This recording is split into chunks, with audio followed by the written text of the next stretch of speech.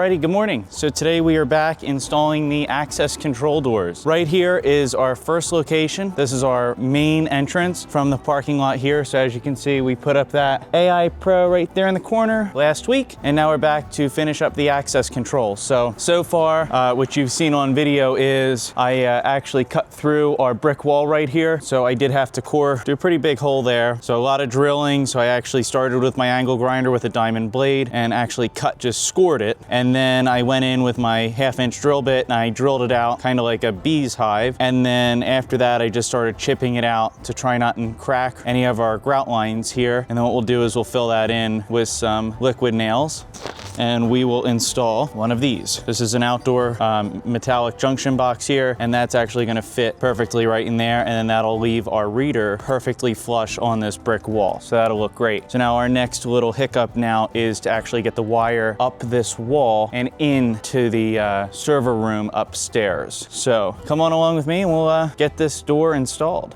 So this here is actually the first door we did. So this has all of our facial scan on it as well. So we kind of abandoned our PDK system here, and now we have our Unifi Access reader in. That looks great. Everybody has their face in it, so that's the way you get in. You just walk up,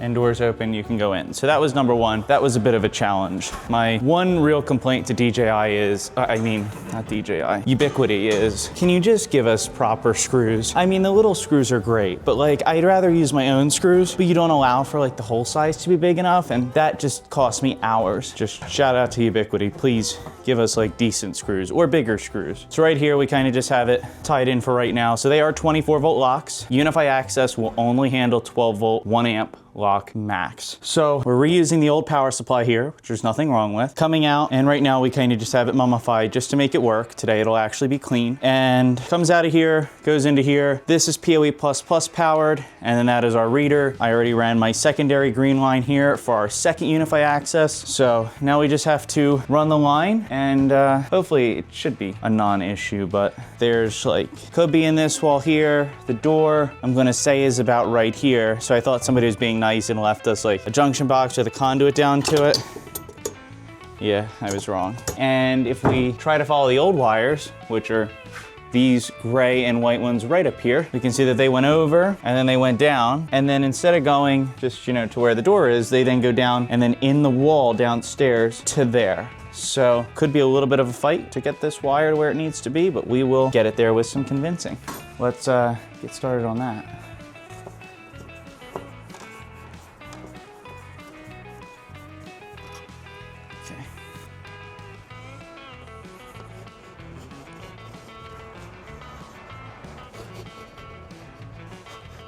I don't have my keyhole saw, which should be incredibly convenient right now, but it's fine.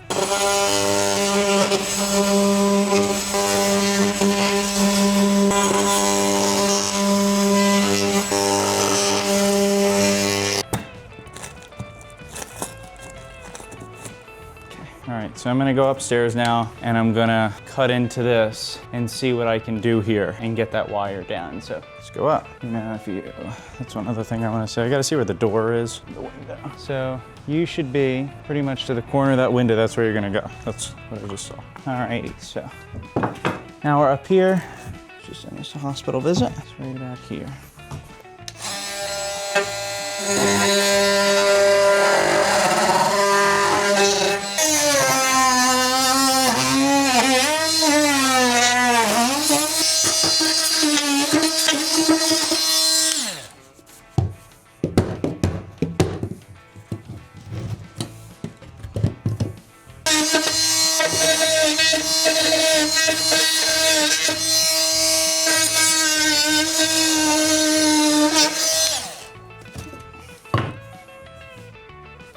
Here we are. All right, so let's go down and see what's in there now.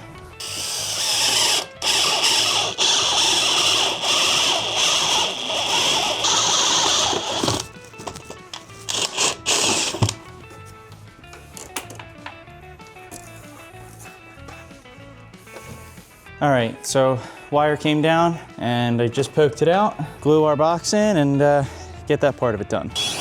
You always want a good, clean surface to apply construction adhesive. If it sticks to dust, it sticks to nothing. All right, so I'll stick these caps in. They don't matter as much, but keeps the whole box sealed. What's gonna happen is the wire's gonna go straight through the center. We're gonna adhesive around the sides and push it in. And you just wanna get it in all the corners and everything. And then I just put some on the back here.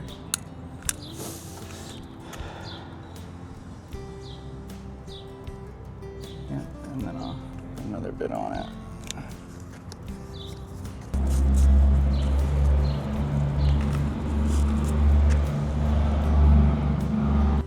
Trick with stuff like this. So what I do is I want to make sure all my gaps are filled. It keeps any unwanted critters out.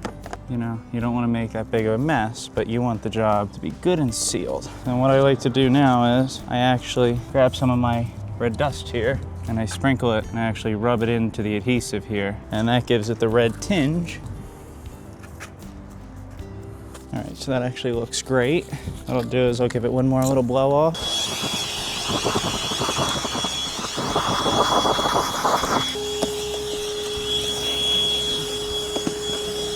Grab another wipe and a connector, but that looks like it's been there for years. I mean, ultimately, is it gonna look, you know, we want it to look like it's been here forever, and I would say it does, but that's a really good little trick. You can always mix it in, even with caulk. If you do have to caulk something outside on a stone, you can always mix in some of that powder, and that fills in all the cracks and looks like it was there.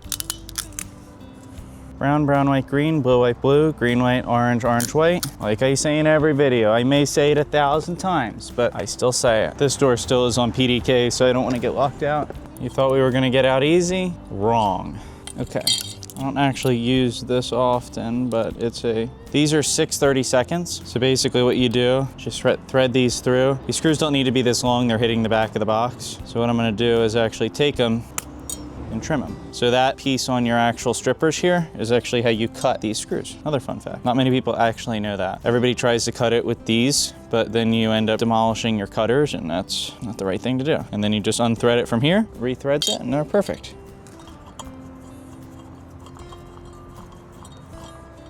Get my level.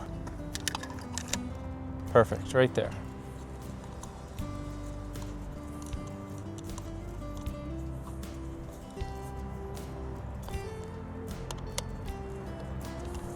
There it is. You don't want to mess with it. The glue is still drying. And then don't forget, that's your waterproof gland. The gland goes over our cable here. No, it does not stretch the hole out. It just goes right in, and there it is. Okay, there's your reader. It's stunning. Cover on.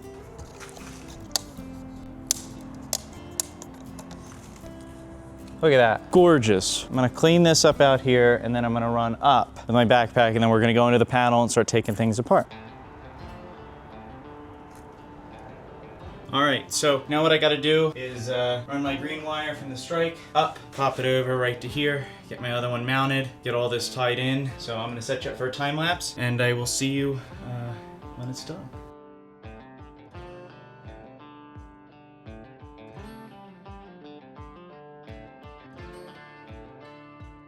Alrighty, so let me just go over a quick overview. So here's our two Unifi Access controllers. We have our two doors here. When we do take over the entire PDK system, we'll actually add one of their 8 module units here. That'll take the place of PDK. But we have our PoE coming in, we have our door hardware, and it's a little bit messy, but it'll all be fixed once we get a bigger panel here. And yeah, tying everything together, bit of a headache. Nothing was labeled in here, so take a lot apart, try, take a lot apart, try, and then go from there. Since each door was just numbered, it didn't have where the actual door was. So a little more complicated, but nothing you can't overcome. These readers are actually really neat because you have PoE++ input. You can power the 2 readers, so your request to exit, which we don't need since we use panic bars, and our outdoor reader. And we can also power 2 PoE powered Unifi or ONVIF compliant cameras from these 2 PoE ports. So great solution if you need to mount it above a door, then you can just pop it right there. But for here, this is where all of our wires were, so we tried to actually stick to where our wires were. So I'll go give you a tour of the outside, and that's a wrap on this one. And there is your final product.